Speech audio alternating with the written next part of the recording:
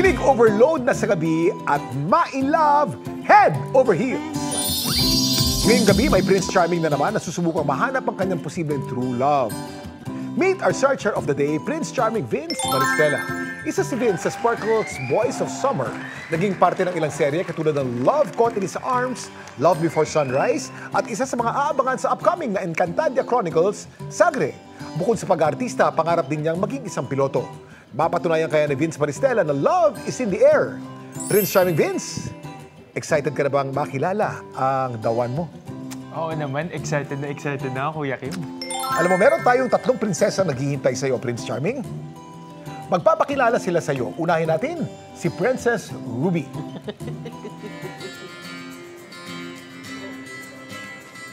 Hi, I'm Princess Ruby. Vince, may tanong lang ako. Ini-small ka ba nila? Huwag kang mag-alala dahil iniibig naman kita. Naku, ini-small, iniibig.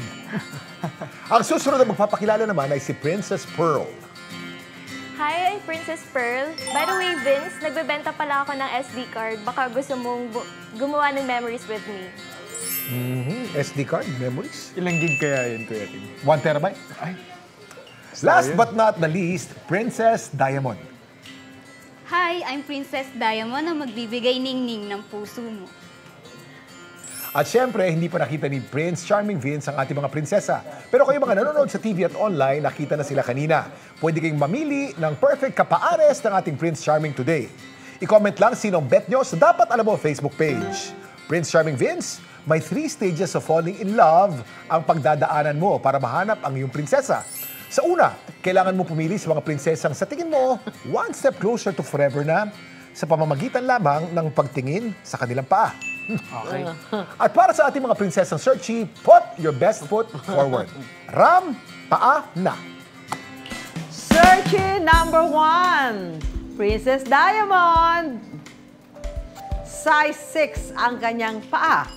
Mula pa si Princess Diamond sa San Jose, Batangas. Talagang magbabagaraw ang araw mo kapag kasama siya dahil ang kanyang hobby, boy dancing. Mag-iinit nga ba ang pagmamahalan yung dalawa o mabilis lang maapula katulad ng munting apoy? Boy. Okay. Searchy number 1, Princess Diamond, the Poy Dancer. Ano naman ang impressions mo sa kanyang paa? Sa totoo lang, Kuya Kim, wala akong masabi. Pero yun nga, doon nga ako na-excite eh. Makilala yung tao na yun. Pero sa paa pa lang niya, parang hard worker siya. Hard worker. Alam mo, dancer kasi, Poy Dancer. Oo, dancer kasi. Okay. Eto naman, Susan. Please welcome naman ang searchy number 2, Princess Pearl. Ang kanyang shoe size, 6.5. Graduate ng Bachelor of Science in Architecture. Tuwing free time, nature trip at panonood ng anime at K-drama, ang kanyang pinaglalaanan ng oras. Magkaroon kaya ng happy ending ang kanyang paghahanap ng kapaares? Maraming salamat. Okay, searchy number 2, Princess Pearl. Ano naman ang reaction mo sa nakita mong paa ni Princess Pearl? Ang cute ng paa niya. Cute. Bakit mo nasabing cute? Parang feeling ko maliit din siya. Yun kasi yung type ko eh. Merong kilala ko, porang paa pero 6'2". Okay, Susan. Ang third and last searchy, Princess Ruby. Size 8 ang kanyang paa.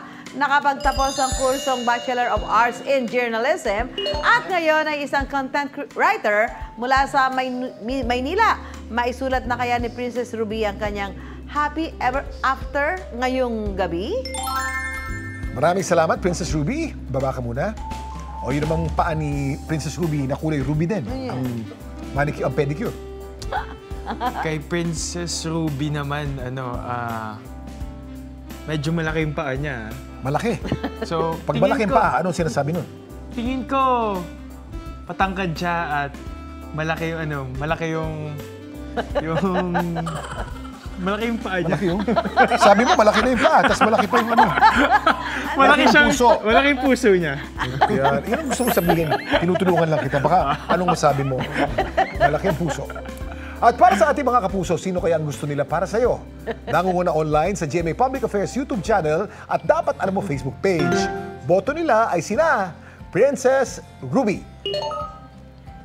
Pero tandaan mo, Vince, puso mo pa rin ang mananaig dito sa Head Over Heels. Ngayon naman, eto na tayo. Ang pipiliin mo muna ay kung sino unang prinsesang mag-walk away.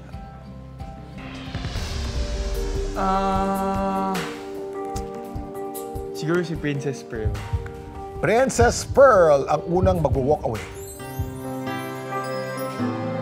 Kilalanin natin ang prinsesang pinili mong mag-walk away. Hello. Princess Pearl, a.k.a. Marga Uy, mula sa Quezon City, na ang kanyang ideal man daw ay date to marry. Date to marry.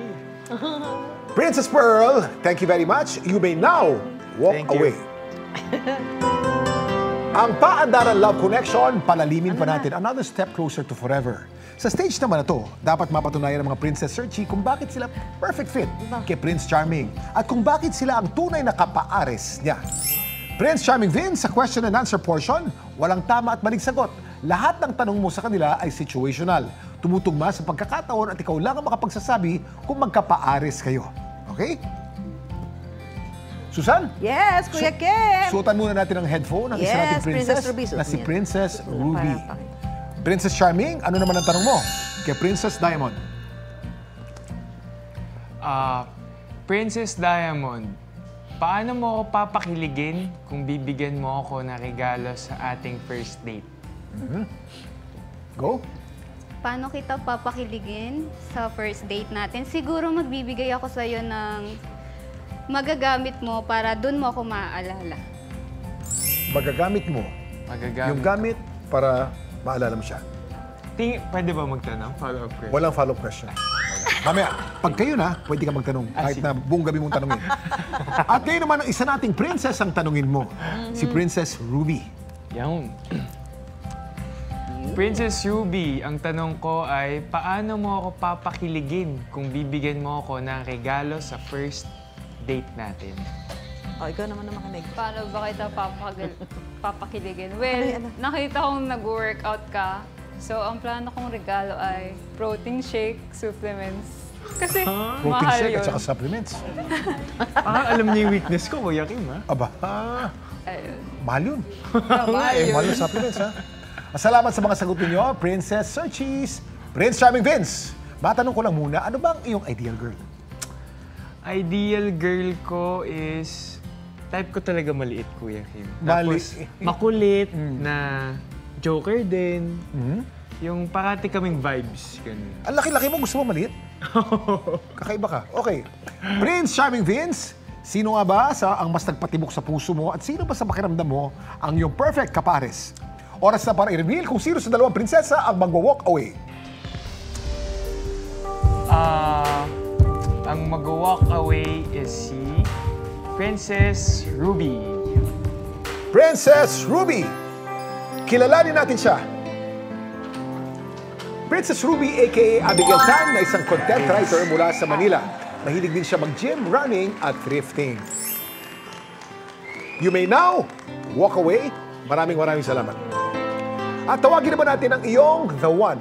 Please welcome ang lucky princess of the day, Princess Diamond. Angelica Abiera. Nakapagtapos po ng Associate in Computer Technology. Isa rin daw siyang freelance na poi dancer. Magaling sumayaw yan, nag-guest din natin dito. Ay, gano'n? Oo, sasayaw ka ng apoy niyan. Pero Prince Charming at Princess Charm, may final test pa kayong dapat pagdaanan. Fairy Godmother Sue, pasok. Teka muna, ano may hawak mo? Ito, hindi ko rin alam eh. Ito, Kuya Kim. Kailangan kumasya kay Princess Diamond Oh, ang magical shoes na una ng pinili ni Prince Charming Vince. If the shoe fits, kayo talaga ang tunay na magkapaares. Nako, Oh, sukat okay. na, sukat na. nakuha mo yung gusto mo, maliit. Kaya lang parang malaki yung paa niyan. Baliktad, pero hindi bali. Oh, sige na, pwede na yan. Kakasya kaya? Kasya Hop. kaya? Oh. Pumasok ng kanan. Nahirapan ng konti, pero mapasok. Eksakto. Papasok kaya ang kaliwa. Tingnan Inayos ng natin. konti. Ayan! Pumasok. Perfect fit. Perfect fit! Kayo ang tunay na magkapaares, Kuya Kim. You are one step closer to forever. Congratulations. Ang tanong, ano naman ang next step ninyong dalawa? Vince? Next step namin dalawa, kukunin ko muna yung IG niya para mas lalo ko siya makilala. Yan. Ang IG na puro apoy. Rapon. Sa paghahanap ng true love, wala raw perfect formula. Kailangan ikaw ang gumawa ng first step to your forever. Take the chance at tumandang ma-fall head over heels.